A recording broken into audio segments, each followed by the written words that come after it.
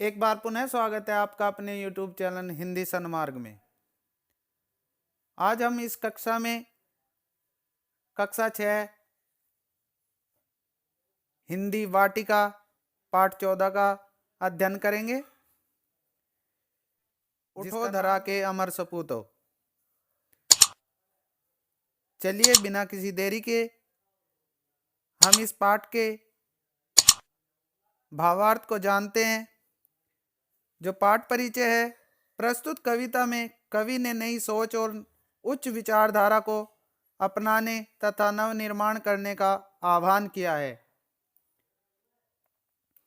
इस कविता के रचयिता हैं द्वारिका प्रसाद महेश्वरी। इस कविता के माध्यम से कवि नव युवकों को देश के नव निर्माण के लिए प्रोत्साहित कर रहा है।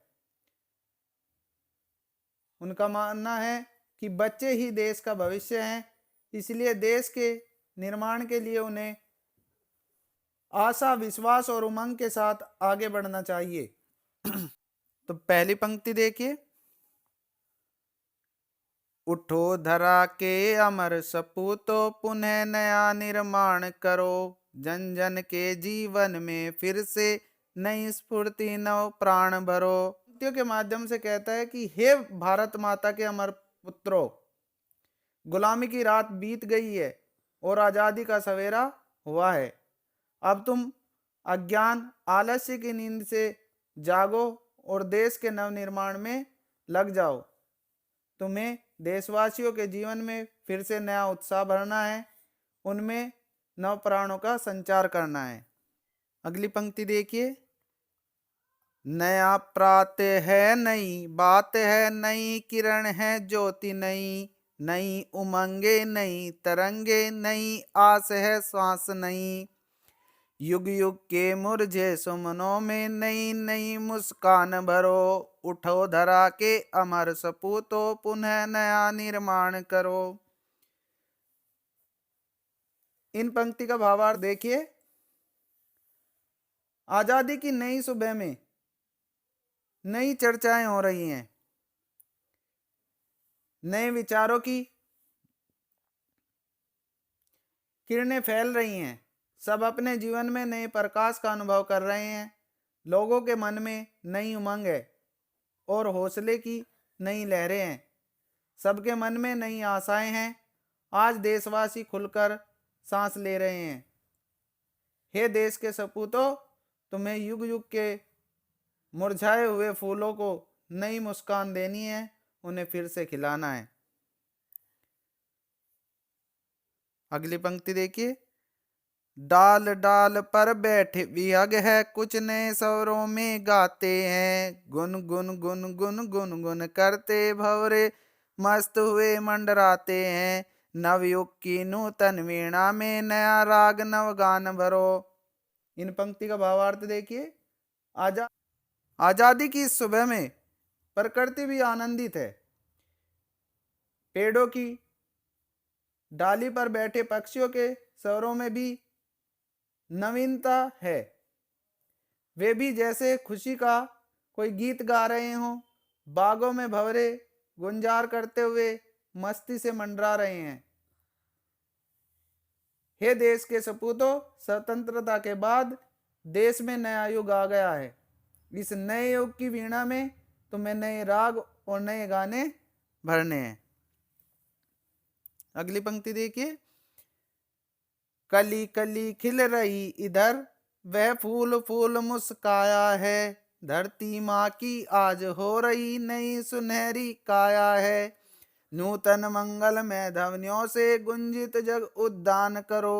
उठो धरा के अमर सपूतो, पुनः नया निर्माण करो। इनका भावार्थ देखिए। इधर उद्यान में कलियां खिल रही हैं और प्रत्येक फूल मुस्का रहे हैं। सारे देश में स्वतंत्रता के सूर्य का प्रकाश फैला हुआ है। ऐसा लगता है जैसे भारत माता का शरीर आज सुनहरा हो रहा हो। हे देश के सपूतों, तुम्हें अपनी मंगलमय वाणी से इस संसार रूपी उद्यान को गुंजित करना है। अगली पंक्ति देखिए, सरस्वती का पावन मंदिर यह संपत्ति तुम्हारी है, तुम में से हर बालक इसका रक्षक और पुजारी है। सत सत दीपक जला ज्ञान के नवयुग का आह्वान करो, उठो धरा के अमर सपूतो पुनः नया निर्माण करो। कवि देश के बालकों से कहते हैं कि हमारा देश सरस्वती का पावन मंदिर है, यहाँ की कल्याणकारी सारी विधाएं ही तुम्हारी संपत्ति हैं।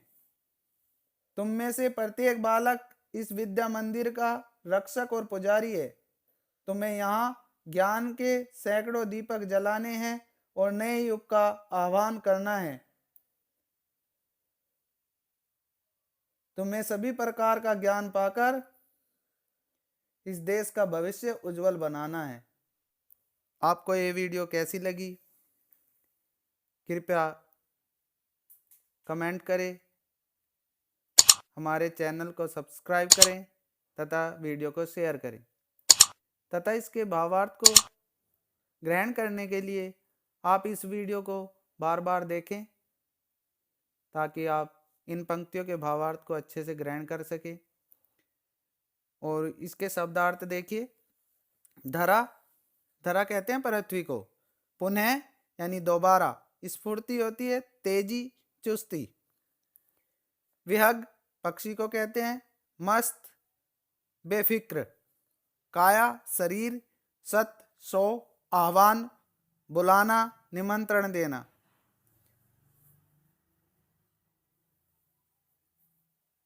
वीडियो को पूरा देखने के लिए धन्यवाद। अब हम अगली कक्षा में इस पाठ के मौखिक एवं लिखित प्रश्नोत्तर करेंगे। धन्यवाद।